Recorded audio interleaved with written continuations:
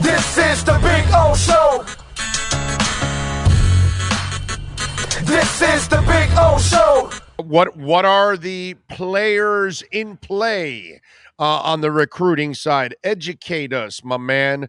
Who are the guys that Canes fans should be hoping that they're able to land? Yeah, I think there's about 11 guys in play right here that they've been either visiting this weekend or have visited here the last month that are all in play for Miami. I'll go over the list quickly. Most of them are offensive linemen and defensive linemen. Mario did say he was going to dive into the trenches. The one running back, let's start with him. Trevante Citizen out of Louisiana, 4-star running back. He's supposed to be coming down for a visit. Miami picked up Henry Parish from Ole Miss. They've got 5 scholarship running backs. The odds that they end up getting Citizen, to me, probably aren't good. I think I was going to ask you about that because they seem like they have a lot of backs. Yeah. I would think he's going to end up going somewhere else. But who knows? I mean, he's coming down on his last official visit here. Maybe Miami wants 6 running backs for a reason. Maybe they know somebody else is out the door soon.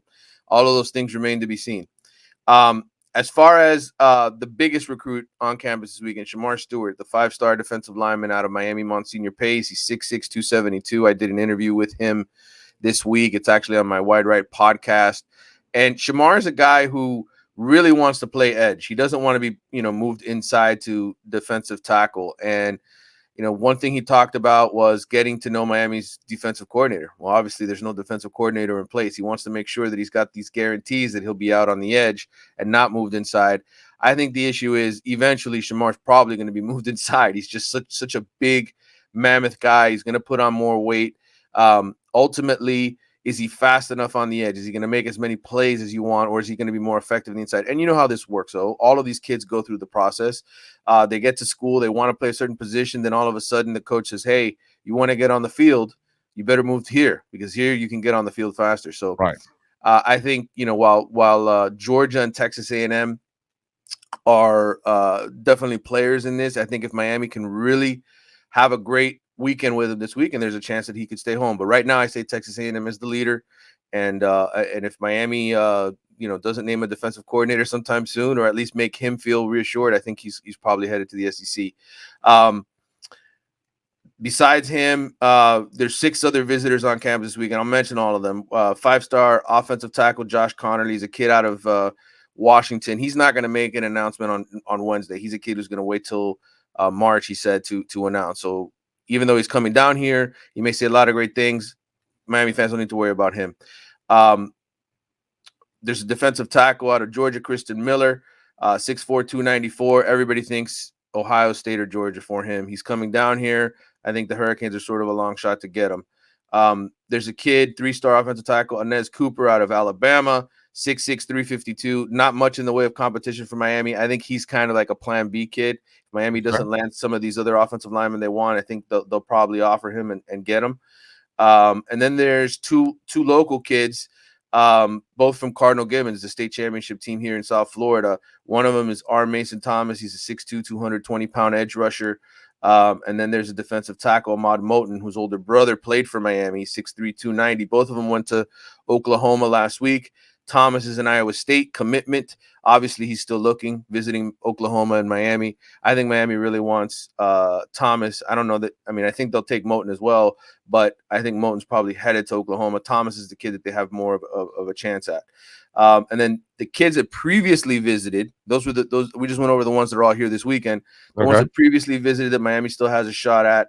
I think Dave Iuli, he's a 6'5", 315-pound offensive lineman out of Puyallup, Washington. And he came here and he's raved about it. He went to the Polynesian Bowl, the high school All-American game out there. And it seems like he's headed to Miami. I think he's a lock to come here. 3-star offensive tackle Matthew McCoy, a kid out of St. Augustine Creekside. His mom and his family came down with him on his visit a couple weeks ago. Kid loved it. I think, Miami's a player, but I would tend to lean towards Florida right now because it's closer to home, and who knows? He's visited there. He's visiting there this weekend as well, and has visited there in the past. And then you have 3-star edge rusher Jack Pyburn out of Jacksonville Bulls, who is a kid that I love. I interviewed him as well on my podcast this week.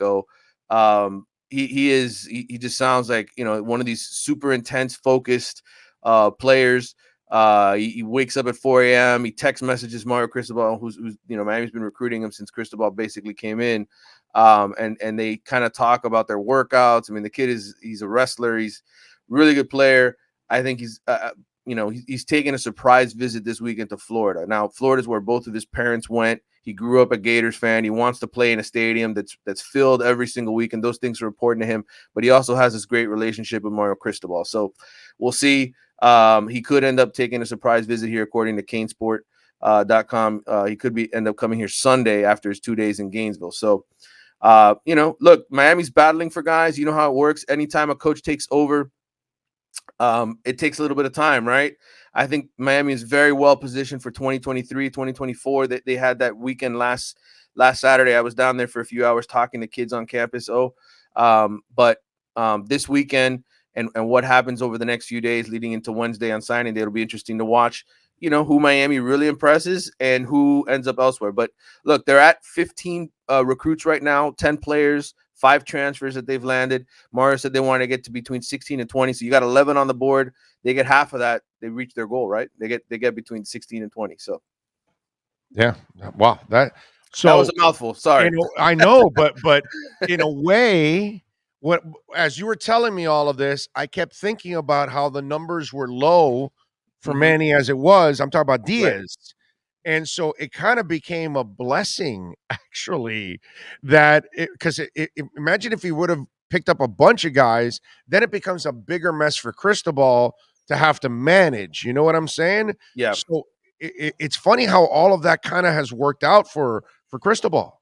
Yeah. And in the end, the whole scholarship number, I think they're like at 84, 85 scholarship kids now as it stands. Like they don't have a ton of room to add guys, which tells me, the whole transfer portal thing, by the way, just so your listeners understand it, every time you lose a transfer, you can sign, it counts that you have like a running number of guys that leave the program, right? So you can sign up to 7 more. You're allowed to sign 25 every year, but you can sign up to 7 more based on how many guys leave on transfer. If you lose 7 guys, you can get 7. You lose 6, you can get 6 more scholarships. So that's the new rule that's in place. That said, I still think there's going to be, we're going to get to spring football. Guys are going to go through practice. And that's why I keep telling everybody, this is like a year-round thing now, this roster management. It used to be everybody worried about February, right? The first Wednesday. Right. Now it's like this roster change is going to just continue, I think, through the spring, through the summer. Guys are going to be leaving. Guys are going to be coming in. So, and again, the transfer portal is such a big deal because those are the guys that are really ready to come in and contribute. A lot of these high school kids, they're not going to play. Oh, we know it. I mean, they're going to come in and they're going to sit. They're going to, spend the year putting on the weight. So I think Miami is, as you mentioned, Manny Diaz not signing a lot of guys. We knew that at the start of the year. This wasn't going to be a very big class because of the rollover from COVID, right? The extra year that all these guys got. That's why the roster numbers are so large. So I expect a lot of change. And I think the main focus, and I tried to express that in my article in The Athletic this week, is Mario really wants to get better in the trenches. I don't think he necessarily likes some of the stuff that he's got here on both sides of the line, and he's trying to improve it as best as he can.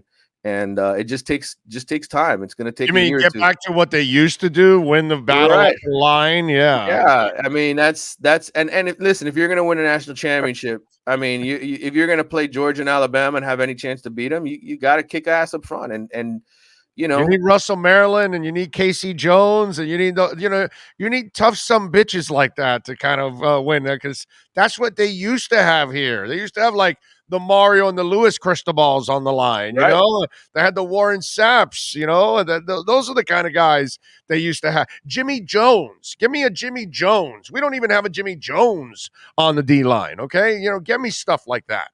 Yeah. And I think that's been the emphasis this whole time, and it will be going into next year. Now, the one thing you have to remember is South Florida, there's not a whole lot of those guys down here, right? The big trench bullies. As much as you'll get a Leonard Taylor, right? The 5-star kid they got last year, who I think is going to be an absolute beast for them.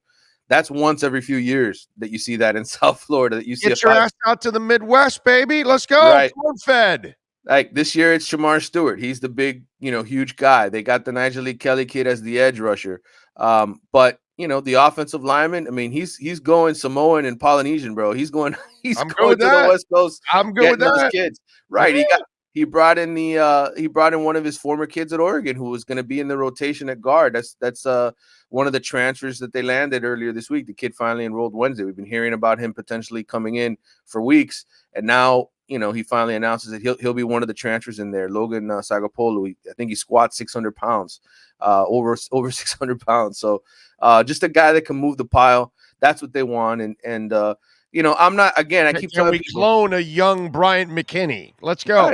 Right. It's getting those guys up front, man, they're going to move bodies. I mean, Mario watched enough film, and I think he said to himself, we're not moving bodies here, bro. We're not moving. It's been a while that we've watched the University of Miami dominate at the lines. Yeah. A long time, man. We've watched individual players at times throughout the year that were pretty good, guys on the line.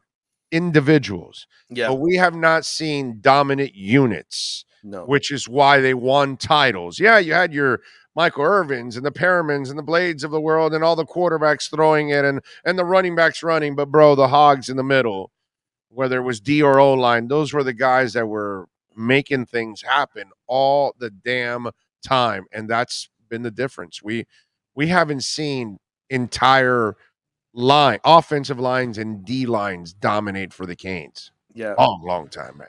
Yeah, it's been a while. And I would say this, go back and look at the numbers. Worst rushing team in the ACC, 3.9 yards a carry. Jalen Knighton under 4 yards a carry. Like, obviously, they had injuries last year at running back. I get it. No Don Chaney. You end up losing Cam Harris in the middle of the year. Cam Harris had been playing well for you. You lose him in that North Carolina game. I get it, but they're going to run the football this year. Everybody's like, hey, Tyler's going to throw it all over the field. I'm like, hey, you guys need to realize Mario's an offensive lineman, dude. He wants to run the ball. Yeah. And I'll tell you, every year at Oregon, go and look at the numbers. Every year at Oregon, their yards per carry, even when they had Herbert there, okay? Yeah. Well, he was part of the running game. Right. So I think, while certainly Miami's going to have one of the best quarterbacks in the ACC, if not the guy who could potentially be the player of the year if Miami has a great season, I think they're going to run the football, and you're going to see a commitment to running the football and being better at it. I'm looking forward to that.